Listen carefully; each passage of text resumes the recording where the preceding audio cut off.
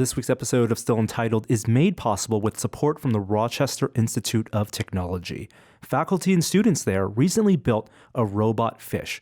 Why? Because it could lead to a new wave of prosthetics, and now we're all hooked. At RIT, that creative team of engineers is on to something life-changing. Learn more about this project at rit.edu/untitled. Once again, rit.edu/untitled. Now on with the show. Should we get started? Yeah, we can start. Well, There it goes. Need the clap sync. I can't work under these conditions. Welcome to Still Untitled. I'm Will. Hold on, that's not how we do this show. Damn it. Wow. That's going in. anyway. Yeah, let's go. in. That's a do-over. Welcome to Still Untitled, the Adam Savage Project. I'm Will. I'm Adam. And I'm Norm. And I'm Adam's mother. hey, Adam's mother. Hi, Mom. So is Mom's mic close enough there? bring Move you a up little a bit closer. Yeah. Yes. There we that sounds go. You good. got to get it right in front of your face. That's how you podcast. Okay, good. I actually have a name, which is Karen, too. Mom, welcome to the podcast again. I think this is your fourth time on the podcast. Thank you very much. I'm honored to be here. That probably makes you our most regular guest, maybe? Yeah, it's up there. It's like Maybe the Simone, Alec Baldwin of this show. Yeah. I'm not sure I'm flattered by that. Only numerically. Nothing. Okay. Listen, I believe my mom could go toe-to-toe with Alec Baldwin in cursing any day if she chose to. My goodness, Wow. I'm a lady, Adam. It's the 4 time. Next time we'll have to get you a 5 timers hat, and you can do the 5 timers club. Okay. Get Steve Martin here. So this is Mom comes out 3 or 4 times a year. This is weirdly the first time you've been out this year because I was in production for the first 4 months on Savage Builds. But we've spent the whole weekend watching lots and lots of things, including we introduced some friends to Guardians last night who hadn't seen. How? So we have these 2 friends who are they have kids. They run busy lives, and they said to me the other day, "Oh, wait a minute, the Marvel films are actually good." I was like, "Okay, wait a minute, everyone stop." Did the room freeze to a halt? And you looked at the camera and you were like, and that's when I knew these people weren't really my friends. No. When I hear someone say that, I think, what a treat is in store for you. Let me show you how great a franchise can be and how weird it can get. So we introduced them to the MCU with Guardians 1, which is a terrific gateway drug for the weirdness of a particular filmmaker's vantage point and some really still delightfully deep psychological examination. I mean, Rocket's exhortation about, like, I didn't choose to be taken apart time and time again. It's such a sweet... This is actually the 3rd time I've watched it in 3 months. Yeah, you let it... Well, so it's funny because last night I was playing Netflix Hero, and just going through page after page after page of movies. Yeah. And Netflix knows me because when you get to the watch it again page, it's just like Thor Ragnarok and then The Last Jedi. They're both right there in the front because, I probably... But I watched the first Avenger. Oh, yeah. Which... That's so sweet. It is like knowing that arc now, that whole arc, it's a completely different experience watching that first movie. I agree Well, it's entirely. the same. The writers of Endgame, as you're referring to the end of the arc, shepherded his journey and started with the first Avenger. So they love the characters of Steve Rogers and Peggy. Yeah. It was really lovely. I was pleasantly surprised. The other thing we watched was we introduced my mom to Fleabag. Yes, which was a recommendation last week you gave, and on that recommendation, I too watched the entire series. Can we talk about it? I haven't watched Is that it yet okay, because Will? I was reading Fall. I haven't watched any. I haven't done anything in any spare moment except for read that book, and I'm going to suggest that we talk a little bit about Fleabag in the abstract and then do a little bit of a spoiler That's cast, fine. but I don't think it'll diminish from your enjoyment at all. you know how I feel about spoilers. I don't care. Yeah, and this one is one where the spoilers I think you'll find intellectually interesting and just to be interested to dive in. Yeah, when you guys spoiled The Good Place for me, it really improved the entirety of the show. The spoiling of the end of the first season of The Good Place, I submit, is the gateway drug to The Good Place. I would not have watched it had you not told me what was going to happen. And we just found out it gets only one more season, know, and they season feel like 4. they're done. Yeah, I'd like... It's sad, but at the same time, good for them to have an ending that they're going to be happy with and choose their ending. You know, the amount of pride people have over a thing that they're part of is always an axiom I become more and more interested in as I get older. So I've long said one of the reasons I love Cleveland, Ohio, is because of the city pride of the people that live in Cleveland. You guys love your city. I love that. I feel it when I'm there, and it makes a difference. And the love that I have a couple of friends who work on The Good Place. The love that entire group feels for that show and what they've built is super invigorating. Leanne is part of the journey. Exactly. Okay, but let's talk about Fleabag. Yeah, so Fleabag. Mom, tell me, so this is... We'll set the show up again for people who listened last week. Yeah. This is a show that ran on the BBC for 2 seasons, spaced a couple years apart. It's the project of Phoebe Waller-Bridge. Phoebe Waller-Bridge, who was wrote, on Downton Abbey. And Wait, who was she on Downton Abbey? I don't know, because she came in seasons later than the one... I only watched the first season of Downton Abbey. I watched the first, until Spanish flu, I think, was when I stopped. I watched it all, but I can't remember her. No. In popular media right now, she's probably most well known for show running, developing Killing Eve. Killing Eve. She was also L3. Lando Calrissian's robot in Solo. In Solo. Yeah, so a writer, actress.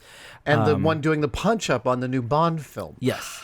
Ooh. And this was a series I think she wrote and did in 2014 for the first season, 6 episodes, kind of is its own meditation. BBC, so 6 25-minute episodes. Yeah, and then a second season a couple years later. Which 3 is years. It was 3 it years was a full later. 3 years, I believe.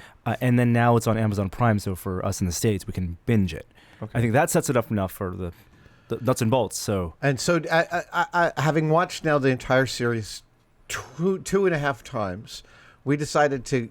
I think the second season is vastly more interesting and more complex than the first season. So we introduced Mom to it we showed you the first episode, the third episode, and then the 6th episode. Yes, we of the curated the first first season just to bracket it. Right. Wow. And then if you And just then we want, saw the whole second season. you binge the whole second Some season, real the Star 6 Wars episodes. hatchet. Yeah. The thing business. is that the first season feels kind of disjointed. Not disjointed, but it's a bunch of separate episodes. And the second season is like a 6-act film.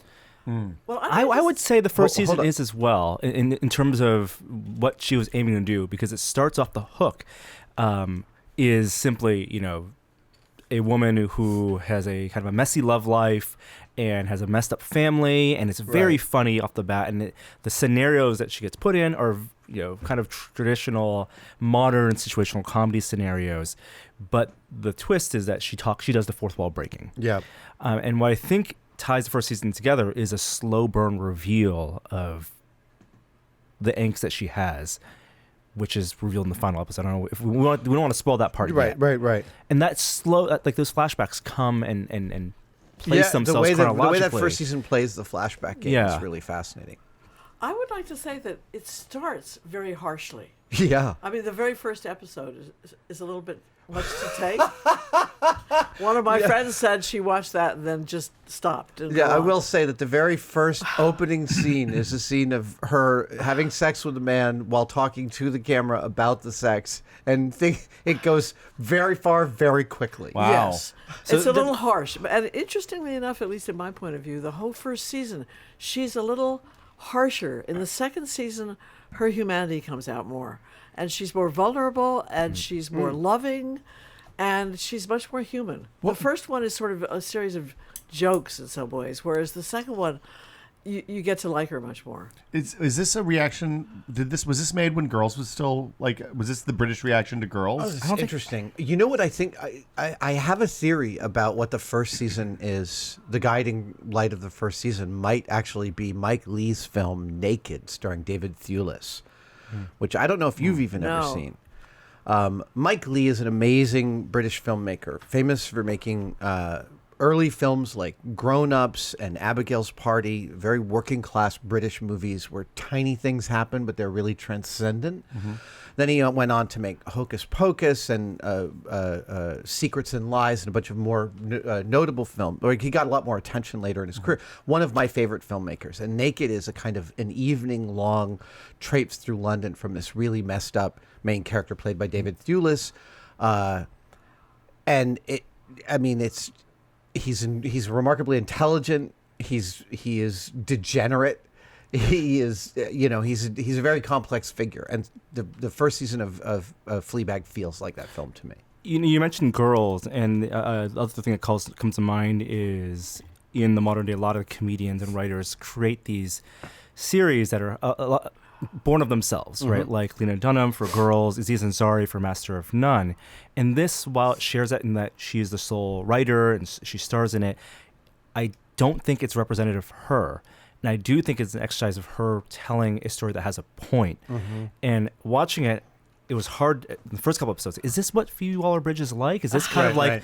And then I really quickly realized, no. Like, she creates a fully realized character that is its own thing, and it's a satire, and it's a caricature of a person, but because it has a point, and she gets to that point, I think, by the end. Much more We're gonna rounded. pause here for Yeah, just we a need to second. pause Sorry. for just a second. Hello. Oh, sorry. Spam. I thought it was an important call. It was not. It was a piece of spam. They're now allowed to block robocalls at Yes. the telecom level, and whether AT&T and Verizon do that, we'll see. Sorry. Sorry, Karen, you were saying. But I have to say, I just loved Fleabag. I really did. By the end of it, I was completely entranced by that character and very taken by her, and thought it was brilliant. Well, and so after the narrative brilliance of the first season, the second season continues along the same line, but feels like a much more cohesive, singular story.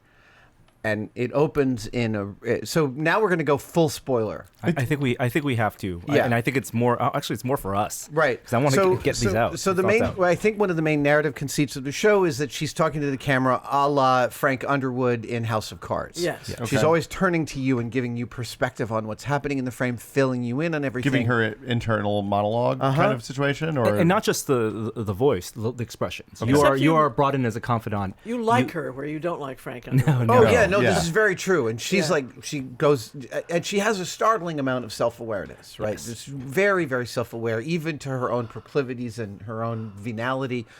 And in the second season, she meets a priest in the first episode Who's turns- played by, if you watch the show Sherlock, he's played by the guy who plays Moriarty, the And- Irish actor. And you will not recognize him here. Like, he's so, like, Sherlock, his Moriarty is such a scary villain, such a really remorseless, evil guy. It's delightful to see him play this sort of much more loosey-goosey Irish priest. I called him a Irish Mark Ruffalo. Oh, very much so. My friends Leah and Jessica have a podcast on Sunday mornings on BFF.FM called TV on the Radio.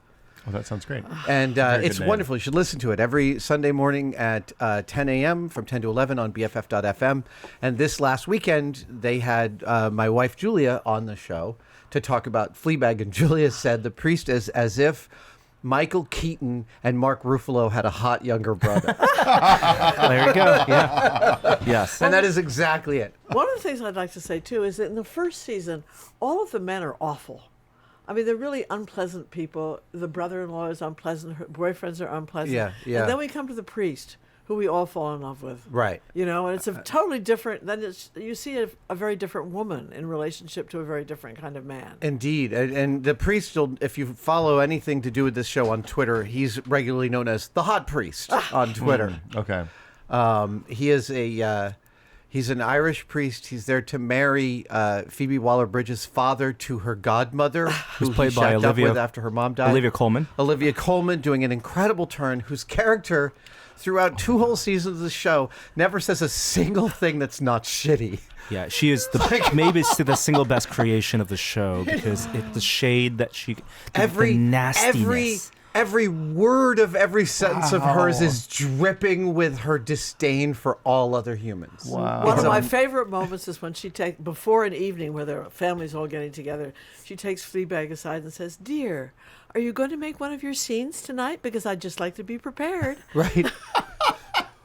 And then she says, Wow. "No miscarriages tonight." That's where that's how deep this show goes. Wow.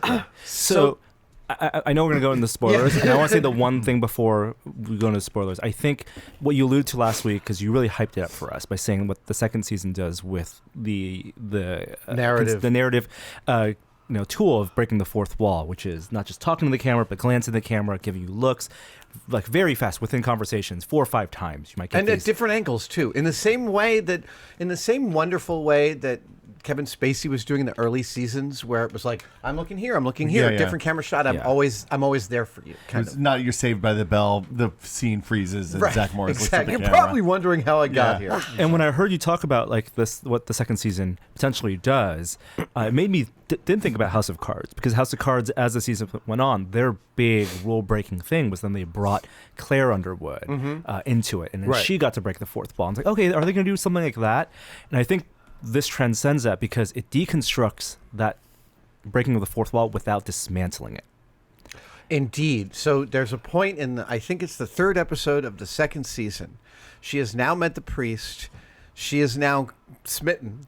She's really surprised by this. And they are in his cafe talking. Is he a Catholic priest? Yeah. Okay. And she turns to the camera to say, yeah, blah, blah, blah, blah, blah about the priest. And he looks at her and goes, where'd you go just now? Yes. Oh. And she turns back to him and says, what? And he says, you just went somewhere. And she turns back to the camera to us to go, what's going on? And he goes, there it is again. And you realize that Phoebe Waller-Bridge has unpacked an entirely new idea about a narrative device of breaking the fourth wall. Oh my God, that's something new. Right. It's not that he sees her physically turn. He sees her mentally go somewhere. This is so this is actually worth unpacking, because I think it's ambiguous, but I think that you're right. But at the same time, they don't overplay it. It does pop up. He sees her physically turn, because she does physically turn. I think that's what he sees. But I think when he says, "Where did you go?" I think it's where did you go mentally? Both, baby. Like, both. Turn aside So he's aware of her consciousness shift from talking to him to talking to an invisible and it does manifest third party, where he turns his head toward the camera as well. That's a quick glance. An episode later, or 2 episodes later, they're having an intense conversation, and he was like, "There it goes again." Where? And he looks at us in the camera, but he can't see us. But it's destabilizing as the viewer. It's so remarkable when he turns to the camera to see what she's looking at. Because you're right, he is following. And they land this? Well, they land it. And then not only do they land it, man, they land it gold-plated. It's wow. It gets even better than that. Here's the thing that struck me is that you're watching this, like, okay, this is great. Is he going to get brought into the fold? What is this? And he never does. But then you realize the theme of the second season is, he is a man of God. He talks to God. He prays. She doesn't do this. So, of course, he is the person who can see when someone has a conversation. Right. So you're saying that we're God, basically. Well, not necessarily God, but actually, she uses... who Phoebe Waller-Bridge is talking to is a really interesting question, because you'll have several answers at the end of the second season. But the process she does of glancing and having that side conversation serves maybe similar purposes as when he speaks to God. Yeah. And that's why I think he can see it. But she started talking to her superego. Yes. That's what I think and she's maybe doing. that's what she's saying is when he talks to God, is that his superego. She might be talking to her superego, but it might just be that each time she's talking to us, she's just dissociating entirely from the current scene. Right? She's literally like removing herself from that present reality for a second. Yes. I will also say that somebody noticed as you got closer to the end of the second season, and they, of course, fall in love with each other, there are scenes where you expect her to glance at you, and she doesn't. And this happens more and more as the series, as when her and his emotional connection increases, she gets more distant from us. She doesn't need you as much anymore. But have you ever been in an intense emotional situation where you almost did that yourself? Mm-hmm. Yeah. I think it's a very human thing to do. Oh, completely. There's this. One of the things this show does is it can take. It can take it like a long evening of a date and reduce it to a 45-second set of shots that are amazing. So there's one point at which she's talking to this very handsome lawyer. And she's like, well, maybe we go back to my place. And he's like, oh, yeah, there it is. I'm really good at it. And she turns to the camera and she says, he won't be. And then he says again, I'm really good at it. And she turns to the camera and says, he really won't be. And then you cut to the two of them having sex. Smash cut to the two of them having sex. And she's angrily turns to us and goes, he's really good at it. I get chilled. I mean, oh, my God. And the thing that makes me think that she really had a point and it was really building towards something is how it ends, right? Well, this is the thing and this is the thing, Will. I'm going to do this with a spoiler that's not a spoiler. At the point at which she and the priest consummate, the fourth wall breaking becomes an assertion of privacy from us. And it's, again, a whole new wrinkle on what it represents. We aren't invited in. We are anymore. no longer invited in, and that's actually it was heartbreaking at the very last shot of the series. It's in the same way that did I say this last week about my passion for undiscovered manuscripts? No. Okay, so I have this particular bailiwick in which I'm obsessed with the idea that we only have 30 Greek plays. Yeah. But there were hundreds, yeah. and we have names of them, but we don't have them anymore. So I know that a bunch of these exist somewhere.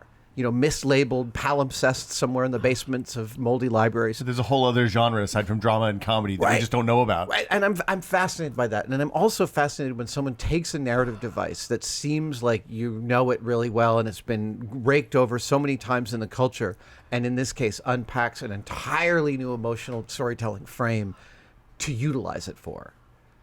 Is this show, is she talking about oversharing in social media? Is that what this is about? I don't think so. Because from what you've described to me, it kind of sounds like it could be. No, I don't. That's fascinating. I think she's talking, but I don't think so. It's explicitly said in the show, it's about connection with people. It's about grief, very explicitly about grief. It's very much about grief, about losing her best friend and her mom all within a 3-year period. Okay. But then you also see a lot about her relationship with her father, which is one where they are both fumbling towards intimacy as best they can. And it's very difficult.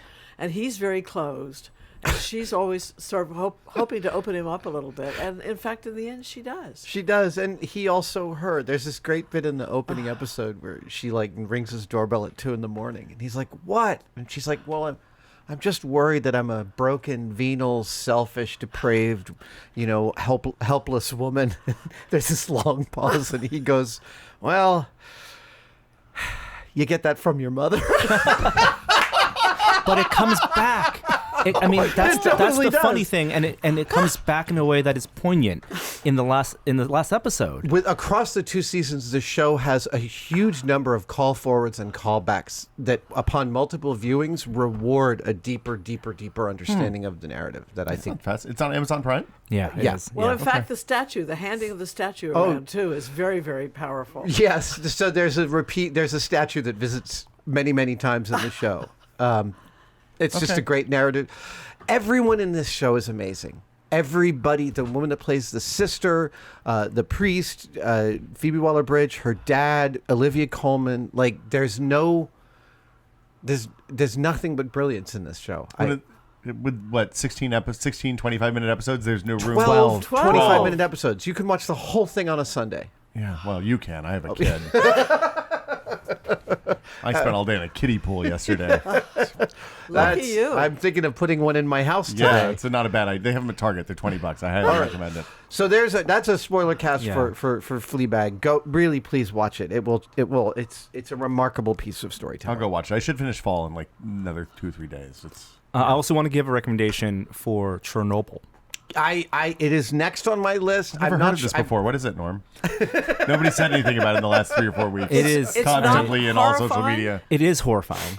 And I'm not sure I'm ready for that. It's the HBO miniseries, 5 episodes. I think I waited till it was all out because I didn't want to see it because you feel like when you watch the trailer, it's like, okay, I know everything about Chernobyl. Yeah. Isn't this? I've read everything, and it.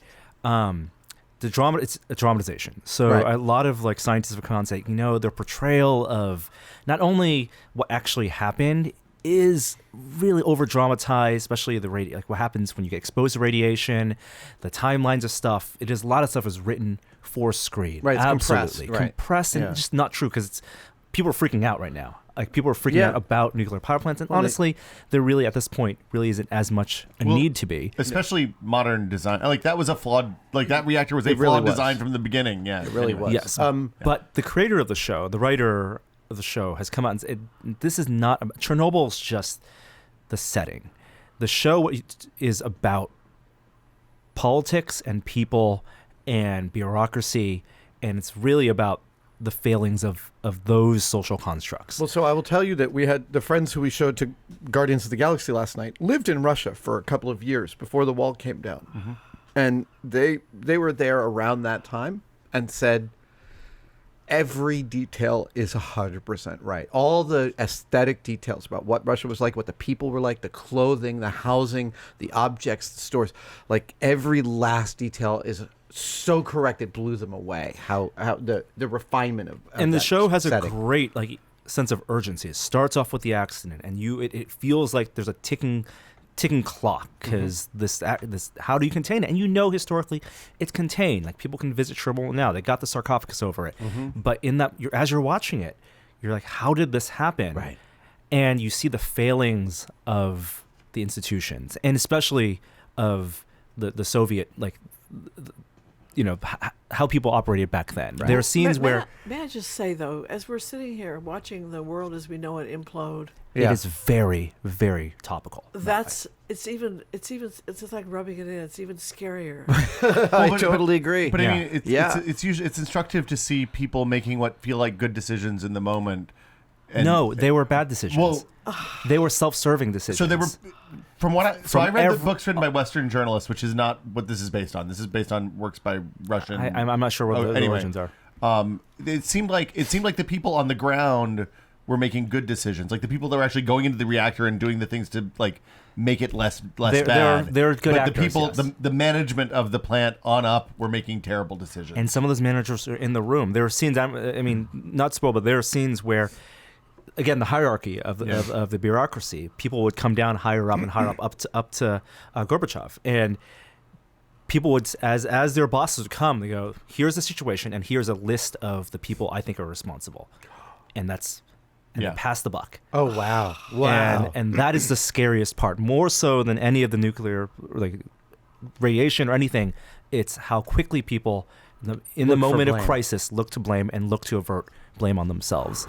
And that was the most resonant thing about this show. And look not to take responsibility. Absolutely. Looking at someone else, we did everything right. Yeah. This is not possible. We did everything right. Who is to blame? Literally. Who can we blame? We were watching my sister do a talk about the environment a couple of days ago, and one of the things she said was that she'd been reading a book where they said, we have 12 years from now to try and reduce the carbon emissions or we're toast. Yeah. And that, to me, is so terrifying. Well, when we have another 2 years of almost certainly doing nothing, yeah. Yes, or doing worse than nothing. Year and a half. Year and a half now. Yeah. Not that I'm counting. No, I know. So Chernobyl, it is the next thing on the list. Yeah. I'm dying to see it. Yeah. It's what, 6 episodes or something? 5 episodes. 5 hour long An hour episodes. each? An hour each. Okay. Yeah. I can do that. It's an Did you amazing finish production. any of them weeping? I mean, you finish that show going to Wikipedia. That's how you finish that show. So there was a book written by a German journalist that was translated a few years ago that I read about Chernobyl that was fast. I'll dig it out of the Kindle and see what it was. I don't know what it was. But it was very good. I do want to mention the news that happened over the weekend about Maker Faire. Maker Media. This was announced. TechCrunch had a story that Make had to suspend operations. Yeah. The Maker Faire that we were at was, maybe the last one. It looks now that it is the last one produced by Maker Media. I doubt it is the last Maker Faire by any stripe. But yeah, the things are in a real state of flux right now. I mean, so if you don't know, Make made the magazine, obviously the website magazine, and then a couple of main Maker Faires that they ran themselves, but then also hundreds more that were just licensed out to people locally to run them in places like Detroit and Dallas and Oakland and Seattle and Portland.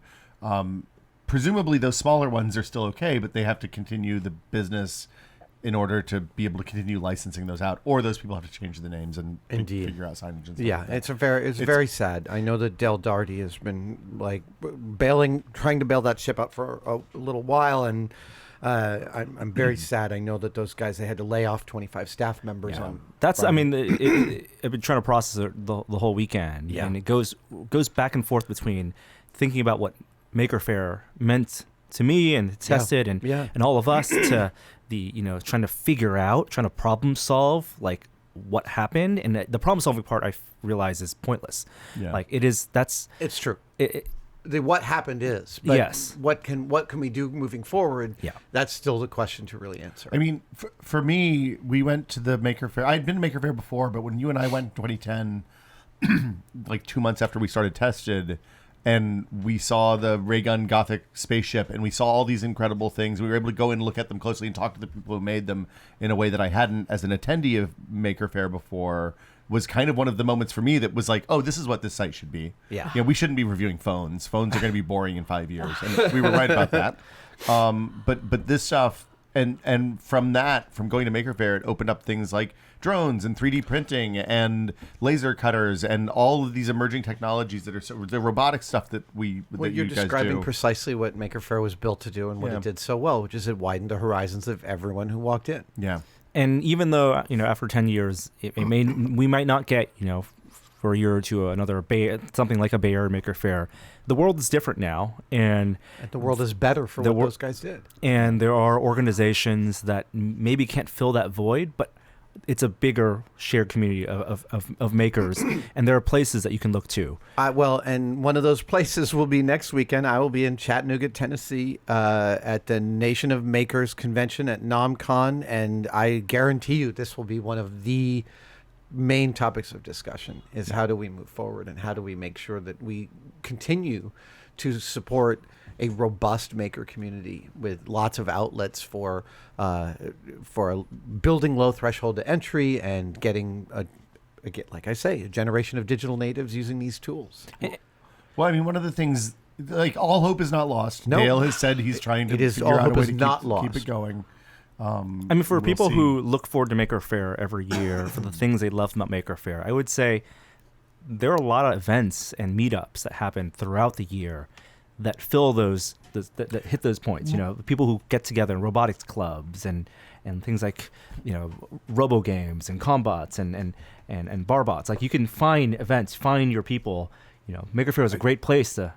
I mean, the thing that Maker Faire was great for is if you didn't know who your people were, you could walk around until you saw somebody that looked like your people. Yeah, it's like an IRL internet. Yeah, I mean, it kind of rolled up like the Monsterpalooza people and the Barbots people and the BattleBots people and all of the different kind of subgenres of makers into this one celebration of what the weird stuff everybody's into.